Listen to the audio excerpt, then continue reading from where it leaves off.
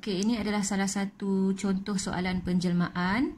Rajah 1 menunjukkan 3 trapezium EFGH, PQRS dan PTUV dilukis pada suatu satah kartes.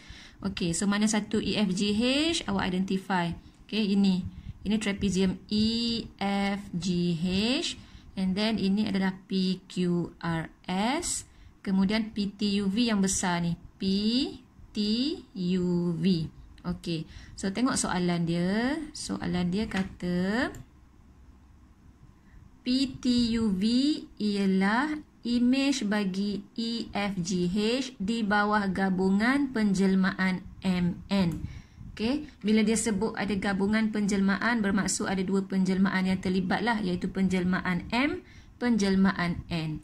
Soalan kata huraikan selengkapnya. Okey, huraikan selengkapnya penjelmaan N, penjelmaan apa, penjelmaan M, penjelmaan apa.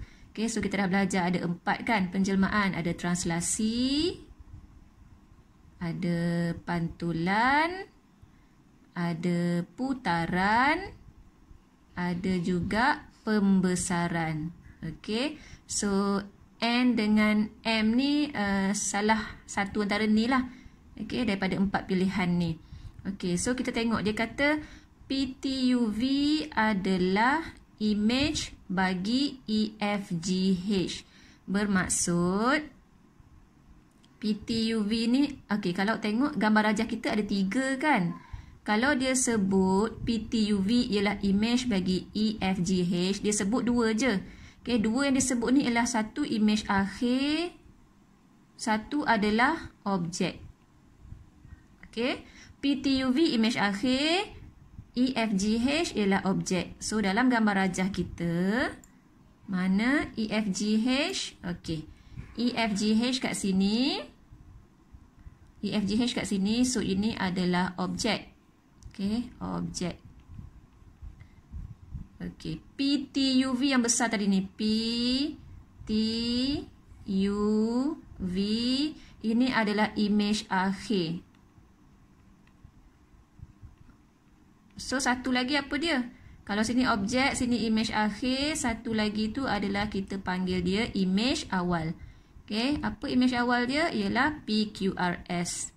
Okey, ini kita panggil imej awal. Okey, bila ada gabungan penjelmaan MN, cikgu pernah sebut dalam kelas, N akan berlaku dahulu. Okey, N pertama, M yang kedua. Okey, N akan berlaku dahulu.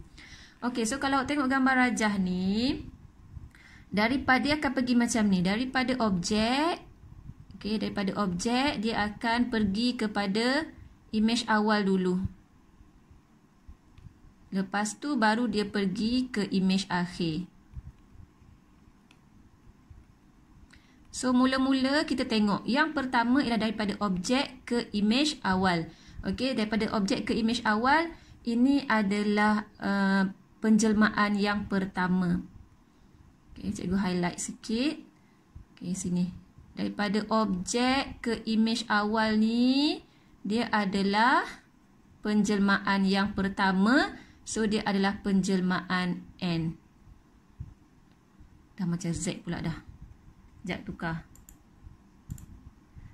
Okey, kalau penjelmaan yang kedua ialah yang melibatkan imej awal pergi kepada imej akhir. Ini adalah penjelmaan yang kedua. Okey. Ini adalah penjelmaan pertama, iaitu dari objek pergi ke imej awal, dan kemudian imej awal pergi ke imej akhir. Ini adalah penjelmaan yang kedua. So ini adalah N, ini adalah M. Okey. Alright. So kita tengok N, okey, kita tengok yang pertama. Okey, daripada objek pergi ke imej awal. Okey, daripada objek pergi ke imej awal, awak tengok dia tak ada perubahan saiz. Maksudnya dia bukan pembesaran. So dia sama ada translasi, sama ada pantulan ataupun putaran. Kalau awak tengok daripada imej awal pergi ke imej akhir, dia ada perubahan saiz. Bila ada perubahan saiz, maksudnya sah-sahlah dia adalah pembesaran. Okey.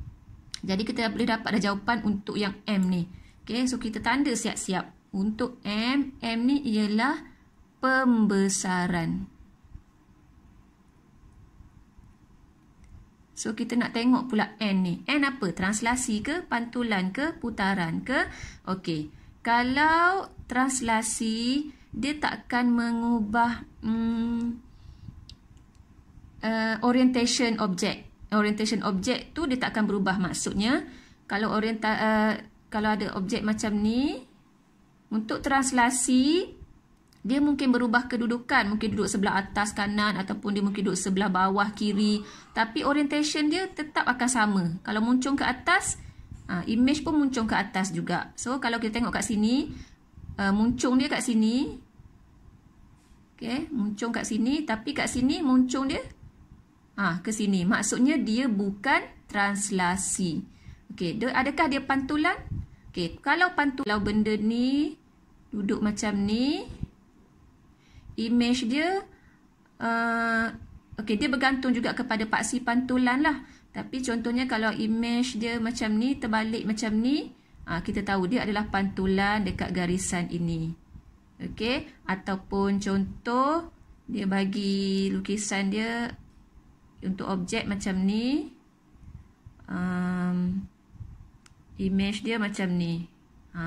So maksudnya ini pun ada pantulan juga, tapi paksi pantulan dia sengit sikit macam ni.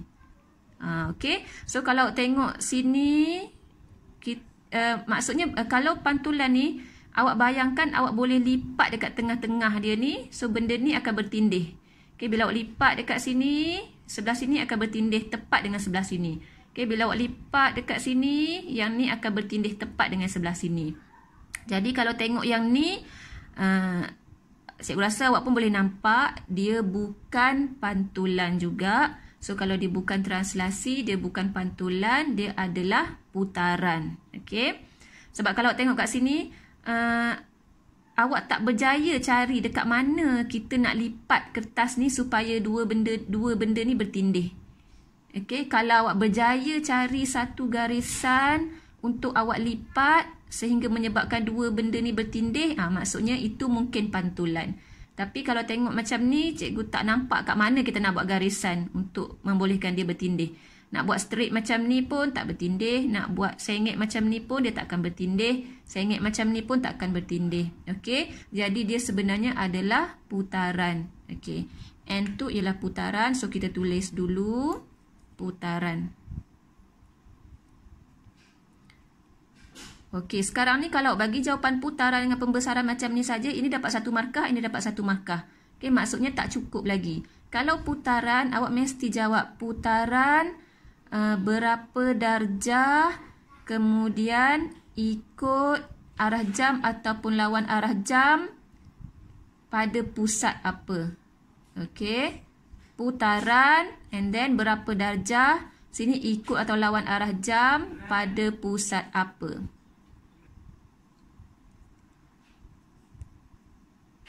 Pada pusat apa. Okay, so maksudnya kita kena cari sudut putaran, kemudian kena cari direction, kena cari pusat putaran. Kalau pembesaran pula, dia adalah pembesaran dengan faktor skala berapa pada pusat apa. Okey. Bila awak completekan semua ni, barulah awak akan dapat markah penuh. Pada pusat apa. Okey, so nak tengok dulu putaran. Putaran ikut arah jam ke, lawan arah jam ke. Tengok sini. Okey. Cuba tukar pen jap. Ambillah colour purple. Okey, nak tengok, cara paling senang ialah awak tengok satu sisi yang sepadan. Okey, apa maksud cikgu satu sisi yang sepadan? Kalau sisi GN ni, pasangan dia dekat image awal ni ialah RS. Kalau NE ni, yang paling panjang ni, pasangan dia ialah SP. Nampak Satu lagi pasangan dia ialah kalau FE, pasangan dia adalah QP. Jadi cikgu nak guna, awak boleh pilih mana-mana salah satu. So cikgu nak guna FE. Okay, daripada F pergi kepada E. Okay, so kalau dekat image awal ni, yang sepadan dengan dia ialah daripada Q pergi ke P. Macam ni. Okay, so awak boleh nampak dah sebenarnya. Okay, satu melintang macam ni, satu menegak macam ni. Okay, melintang, menegak macam ni, maksudnya dia mestilah 90 darjah. Okay, so dekat sini awak dah boleh tulis 90 darjah. Putaran 90 darjah.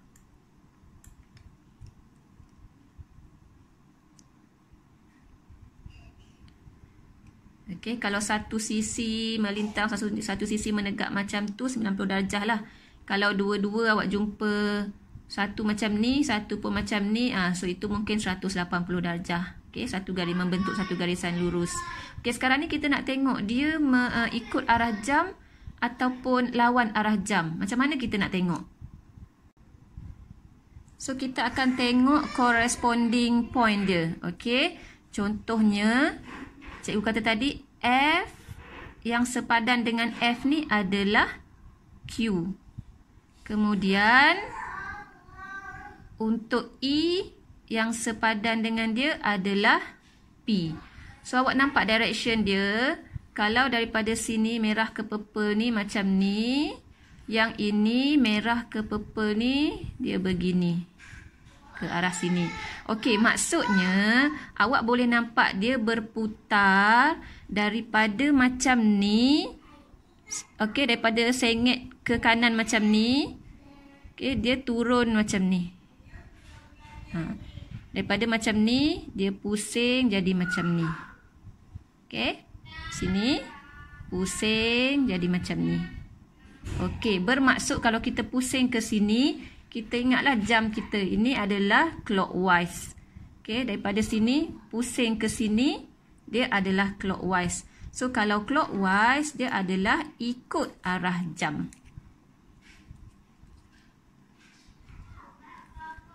So, putaran 90 darjah ikut arah jam. Sekarang kita nak cari pusat putaran dekat mana? Untuk cari pusat putaran, kita akan guna dua corresponding titik juga. So, cikgu guna titik yang sama tadi. Okay? Titik merah ni yang corresponding dengan dia adalah titik merah ni. Apa yang kita nak buat dengan dua titik ni ialah kita sambungkan.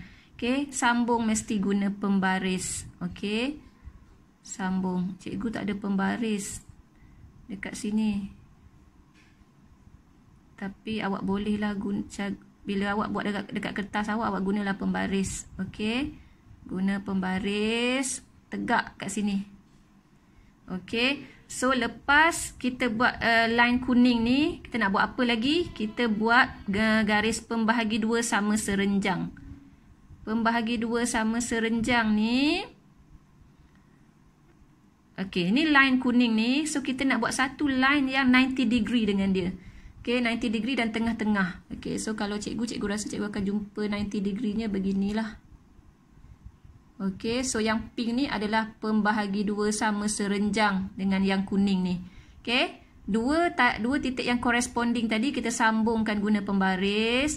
Awak buatlah guna pensel ke. Lepas tu pembahagi dua sama serenjang ni awak buatlah guna color lain supaya lebih nampak. Okay. Kemudian ambil satu lagi titik. Titik yang tadi ialah titik yang purple ni kan. Ni corresponding dengan yang ni. Kita buat benda yang sama. Kita ambil line ni, kita ambil pensel ataupun pen kuning ni. Kita akan gariskan tegak. Allah minta maaf. Kita akan gariskan tegak. Guna pembaris jangan buat macam cikgu ni. Cikgu tak reti nak guna pembaris kat sini. Orang baru belajar. Okey. Kemudian samalah kita akan buat pembahagi dua sama serenjang kat sini. Cikgu guna color pink. Okey, pembahagi dua sama serenjang ni dia mesti tengah-tengah antara dua ni. Dia mesti tengah-tengah. So, tengah-tengah kat sini. Dan dia mesti 90 degree lah. 90 degree dengan line kuning. So, cikgu rasa kat sini. Straight. Then straight sampai bawah ni. Yang ni tadi kalau cikgu sambungkan lagi, dia akan panjang lagi ke sini. Okay, ni awak anggapkan dia lurus lah Awak anggapkan dia lurus. Okay, so dekat mana pusat putaran sebenarnya? Pusat putaran ialah dekat tempat dua-dua garis pink ini bertemu.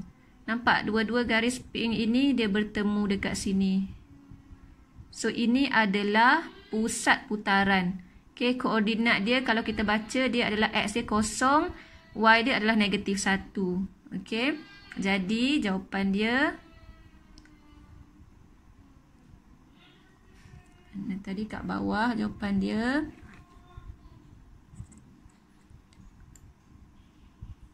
putaran 90 darjah ikut arah jam pada pusat 0, negatif 1. Okey. Buruknya. Kejap. Pada pusat 0, negatif 1. Okay, minta maaf sangat-sangat tulisan tak lawa. Sebabnya susah juga nak setting kamera lagi, nak setting laptop lagi, nak setting writing tab ni lagi. So harap dapat fahamlah, dapat baca. Okay, 0, negatif 1. Okay, sekarang kita tengok pula untuk yang kedua, pembesaran. Nak tengok faktor skala macam mana, nak tengok pusat pembesaran macam mana.